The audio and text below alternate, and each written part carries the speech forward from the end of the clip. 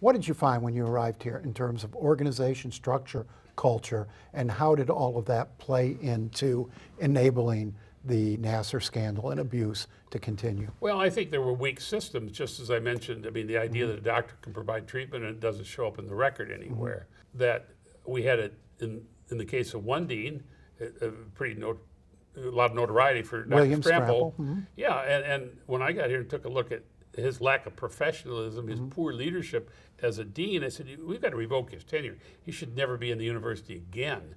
And so we started that process. Process takes too long, but we got it started right away.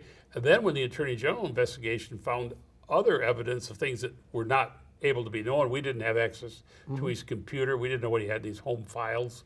When they saw that, boy, it just affirmed that we were right to move.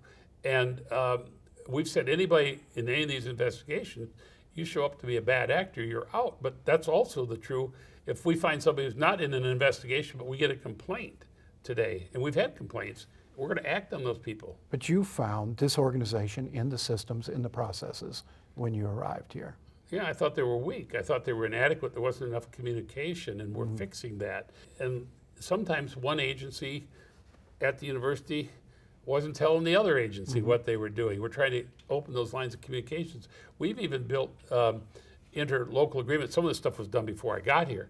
We're just trying to now check it and double check it and scrub everything.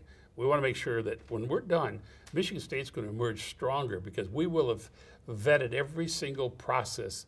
This report deals with patient care and safety, prevention of sexual misconduct and sexual assault, and then response. If prevention fails, if there is misconduct or sexual assault, how do we respond to it? So we've got 7 pages now. This will grow over time as we take more actions. And what we say to people, if there's something you think we're missing, tell us, because we're committed. We think that when we're done, there'll nobody be holding a candle to us in terms of what we have in place. Then it's also dependent on the leaders to make it work. Tune in Thursdays at 7:30 p.m. or watch online at MiWeek.org.